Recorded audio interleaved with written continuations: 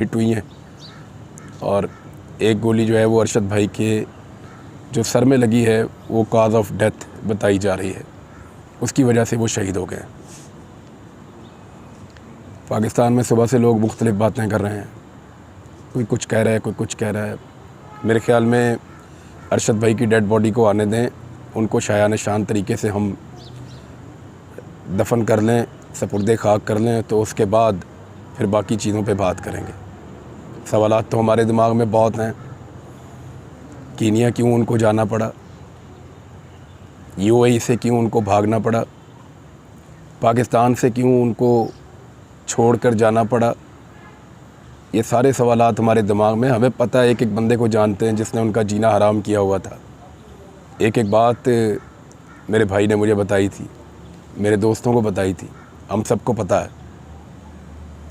इसके ऊपर कोई भी सियासत ना करे, ये सीधा सीधा एक जुल्म है जो इस मुल्क में हुआ है और उसको भेड़ियों तक पहुंचाया गया है। अब उन्होंने क्यों मारा है, इसके ऊपर कीनिया में क्या इंक्वायरी होगी।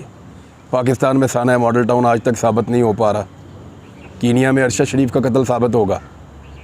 कीनिया की पुलिस के बारे में ज़रा कीनिया के सहाफ़ियों की राय लेकर देख लें, कीनिया की पुलिस के बारे में ज़रा कीनिया के लोगों की राय लेकर देख लें, तो सब लोग अपनी अपनी बात करेंगे। जो लोग यहाँ इस्लामाबाद पुलिस की रिपोर्टें कहते हैं जी बड़ी शानदार हैं, वो अब कीनिया की पुलिस की रिपोर्टें जारी कर रहे हैं। हमारे दिल पहले ज़ख्मी हैं, उसके ऊपर और घाव लगा रहे हैं। कोई बात नहीं, ये वक्त गुजर जाएगा, लेकिन अरशद अब वापस नहीं आएगा। मैं सिर्फ़ आपको ये कहना चाहता हूँ और इतनी सी बात कहना चाहता हूँ कि हम अरशद शरीफ को डिज़र्व नहीं करते थे। हम 22 करोड़ लोगों में इतनी जुर्रत नहीं थी कि एक सच बोलने वाले आदमी को अपने मुल्क में संभाल लेते। 22 करोड़ के लिए बोलने वाला 22 करोड़ लोगों ने अकेला छोड़ दिया था। उनके रहमो करम के ऊपर जिन्होंने उसके लिए पाकिस्तान की ज़मीन तंग कर दी। हम सबसे बेहतर था, हम सबसे बहादुर था, हम सबसे अच्छा इंसान था, हम सबसे बड़ा आदमी था और हम लोगों ने उसकी कदर नहीं की। मैंने एक दिन कहा था कि अरशद शरीफ हमारी रेड लाइन है, इसको क्रॉस करोगे तो हम रिटेलिएट करेंगे। हर वो आदमी जिसने उसके लिए पाकिस्तान की ज़मीन को तंग किया, उसने हमारी रेड लाइन क्रॉस की है। हर वो आदमी जिसकी वजह से उसको पाकिस्तान से जाना पड़ा, उसने हमारी रेड लाइन क्रॉस की है। हमें बहुत तकलीफ़ दी है, बहुत तकलीफ़ दी है, हम याद रखेंगे। अरशद शरीफ की वालदा का एक ही हुक्म है कि मेरे बेटे को लेकर आओ और शायान शान तरीके से उसको दफन करो। जीते जी आप लोगों ने एक बहादुर और सच्चे आदमी की कदर नहीं की है, हम उसकी कदर नहीं कर सके। उसके जाने पे यहाँ पे लोगों ने मजाक उड़ाने की कोशिश की।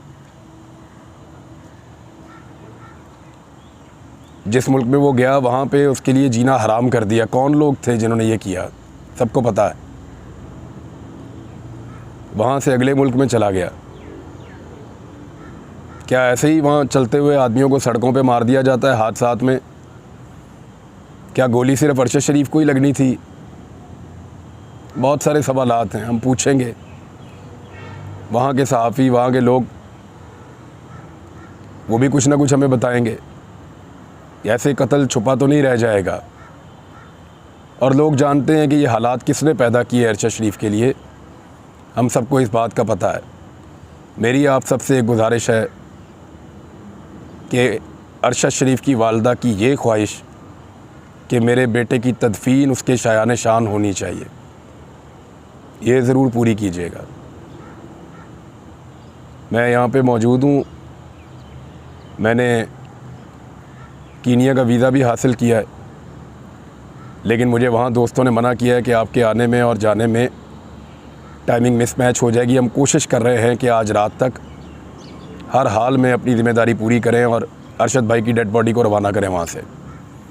तो ये कोई 10 घंटे 11 घंटे इसमें लग सकते हैं। तो उम्मीद है कि कल सुबह तक शायद डेड बॉडी पाकिस्तान में पहुंच जाए। तो आप सबसे मेरी ये गुजारिश है कि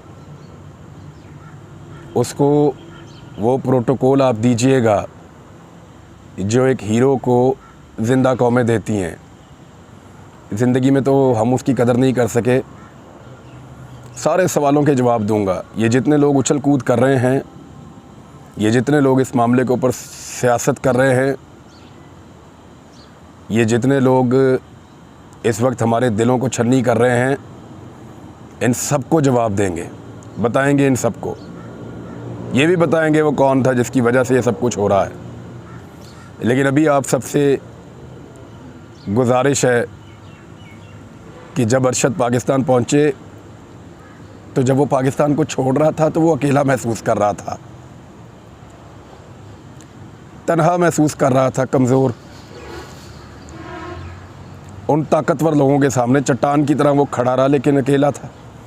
जब वो वापस आए तो उसको अकेला नहीं लगना चाहिए। हम सब जाएंगे और आप सबकी राह देखेंगे। अरशद को आखिरी आरामगाह तक हम सबको मिलकर लेकर जाना है। अब उसको अकेला नहीं छोड़ना। बहुत शुक्रिया आपका।